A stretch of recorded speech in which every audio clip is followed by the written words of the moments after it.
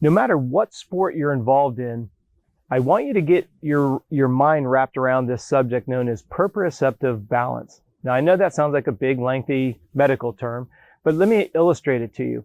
If you're someplace that you can safely stand up on one leg, look across the room, close your eyes, and see how long it takes before you have to put that other foot down. It's the easiest way I can get you to feel what proprioceptive balance is. Now let's talk about why it's important to you as a human being, health, wellness, and at a performance level.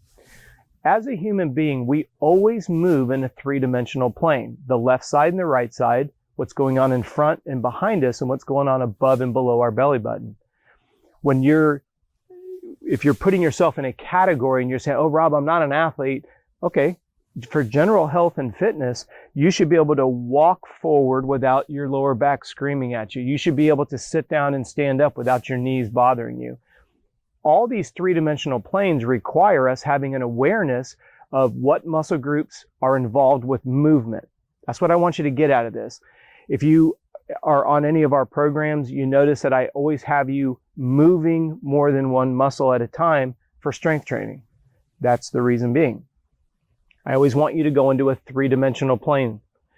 For general fitness, for health purposes, you've got to be doing your strength work in a three-dimensional plane, left and right, top and bottom, front and back.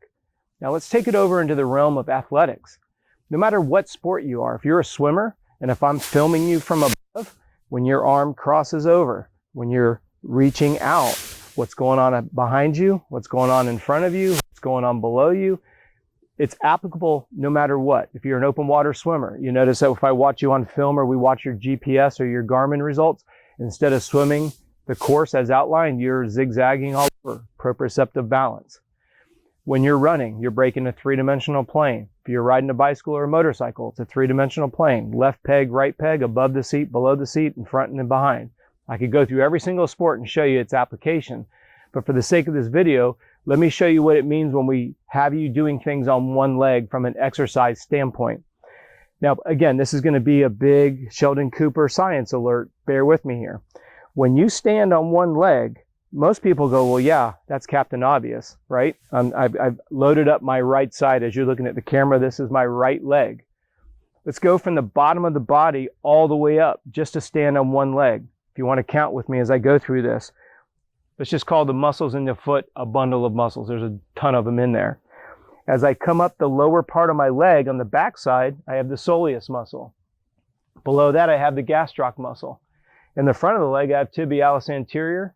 On the front of the quads, I have 4 quadriceps, 3 hamstrings. I have several deep lateral rotators below my glutes. I have gluteus maximus and minimus. Now again, don't get hung up on the number of muscles, names, count them. That's to stand on one leg. So if I'm trying to get you to be more efficient in a three-dimensional plane in any activity, health or performance, think about how many muscles you just engaged just to simply stand on one leg.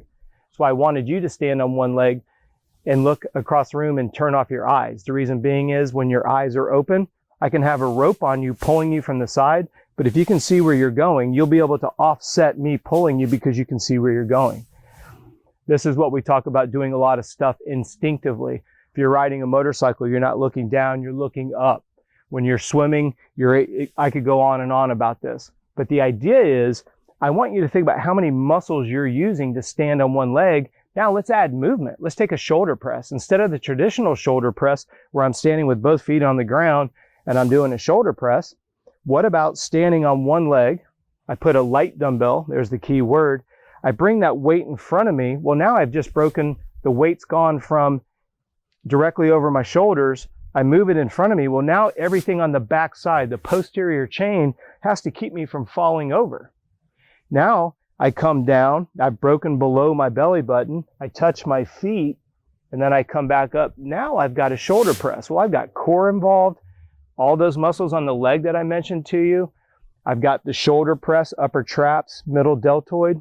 You see how all of a sudden we get a multitude of muscles working together? This is where proprioceptive balance comes in, is we need to get the body to work as a functional unit across all 3 planes for optimum movement, and then take it all the way up the spectrum to optimum performance. So if you've watched our other videos and we've talked about the importance of soft tissue maintenance, and then you apply it to the three-dimensional plane of human movement, I hope this will motivate you to really pay attention to these non-sweating components of health, wellness, and performance. However, if you have any questions, as always, do me a favor, hit us up, contact@coachrob.com, and we're always happy to answer your questions.